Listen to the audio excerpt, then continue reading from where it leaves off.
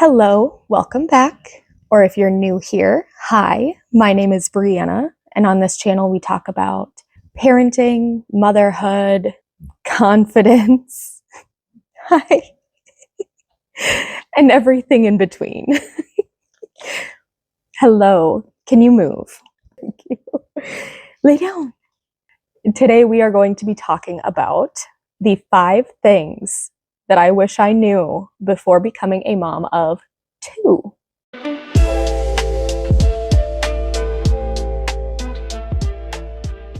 I do have my notepad here because I don't want to forget anything. So if you see me looking down, that's why. The difference between births. The first one was very traumatic. The second one was easy breezy cover girl, if you know what I'm saying. They were both C-sections. The differences between that is with my first, who will be turning 4 in June, was an induction. I went 41 weeks, 3 days, got induced, planned on having her as naturally as possible. My heart rate went down, her heart rate went down, and it was no longer safe for either one of us. I decided / was voluntold that I would be getting a C-section. Not fun at all. I was nauseous. I was shaking. I was scared. I honestly felt like I failed because I felt like I couldn't do it. Second birth, my son, he'll be 2 in November. I scheduled a C-section because I already had one. And the place that I went to does not support VBACs. And if I were to want to try to do a VBAC, I would have had to drive 45 minutes or so away if I went into labor. And that left me a little uneasy. So I was like, you know what? Let's just schedule it. Like I said earlier, easy breezy. I went in, got my C-section. And fun fact about that, I went to high school with a girl that actually was in the room while I was getting my C-section. Yeah, so she got to touch my baby before I did. We were never friends. I didn't talk to her, whatever. I just pretended like I didn't know her. Everything was professional. But anyway, much easier, obviously still very painful. There was a long recovery process, but compared to my first, this one was a lot more certain and secure, and it made me a little bit more relaxed. Birth is very unpredictable. The second time around, it was just more relaxing. Being able to go and do whatever the fuck you want to do. Yeah, I missed that before having kids. You want to just get up and go? You can just head out, grab your stuff, saying I'm heading out, and go. My husband and I loved flying by the seat of our pants, doing whatever came up. Spontaneous plans, or someone called us at 3 p.m. like, hey, want to meet here in an hour? Sure. Not with kids. You add on an extra half hour to an hour, plan between wake times, nighttime, to go to bed, nap times. Half your day is already booked. But on the flip side of that, it's been really nice to have that routine and to be able to give my kids that routine. So there's some pros and cons to that. Another thing is asking my mom for permission to be able to go anywhere. That's another one. Didn't expect that. Give me kisses. Thank you. I gotta continue. Back up. If I could get the dog hair out of my face. Identity shifts. I know a lot of people talk about this one, but I'm going to talk personally about me.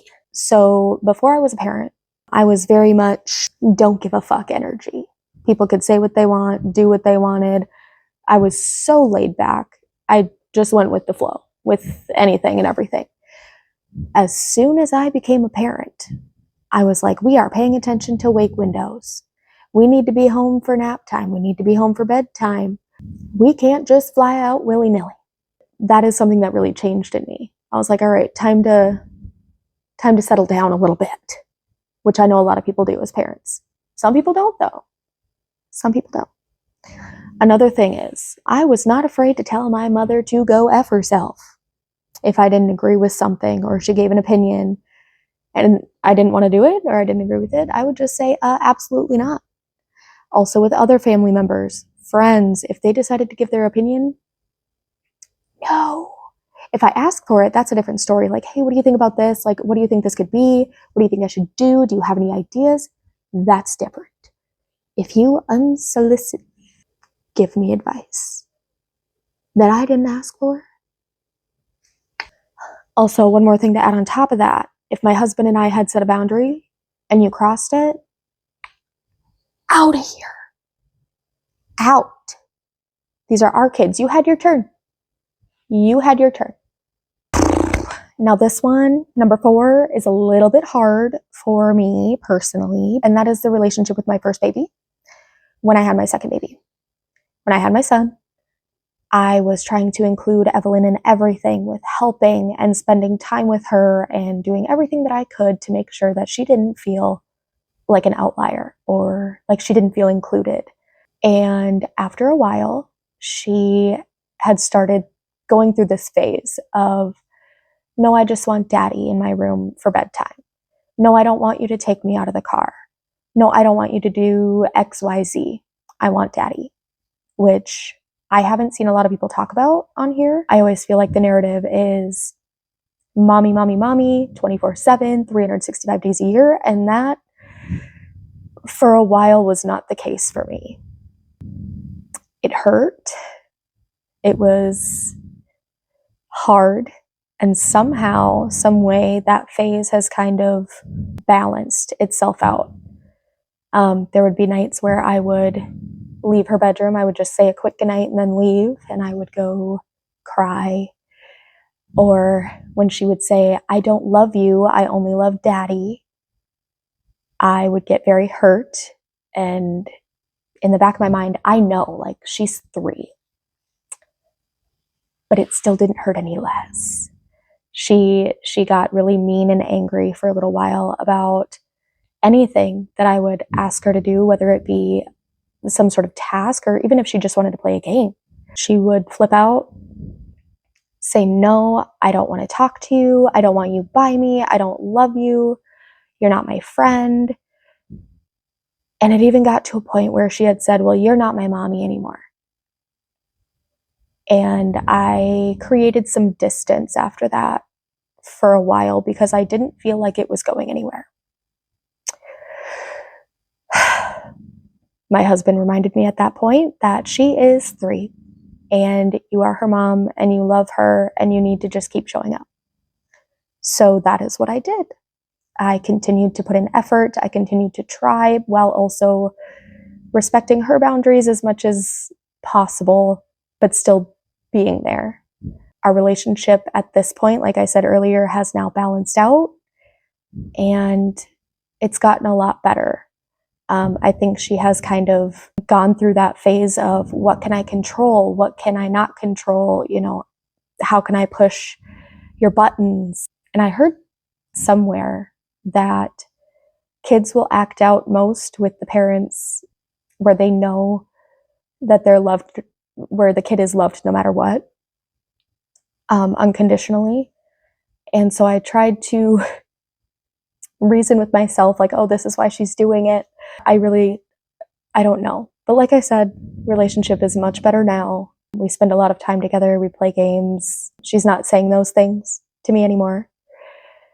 And it seems like we've kind of gotten through that rough patch. Googling everything is pointless. I did it. I still do it sometimes. I get sucked into a rabbit hole of, oh, wow, my baby has 3 weeks before she leaves this world or he leaves this world.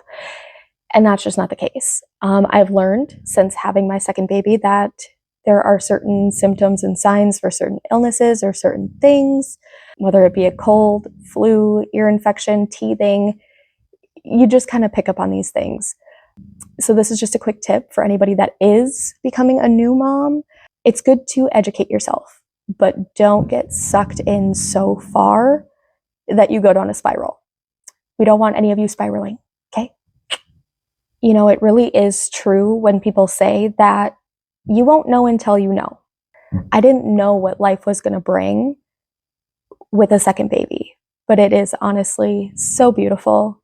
And I love how they play together. I love how they interact and even the way that they fight. May the best one win. I'm just kidding. But there are so many phases in life that you just have to go through before you can fully understand it. I want to thank you guys so, so much for getting to this point. If you have in the video, do not forget to subscribe. I love you. And remember, it takes a village and you have found yours. I'll see you in the next one.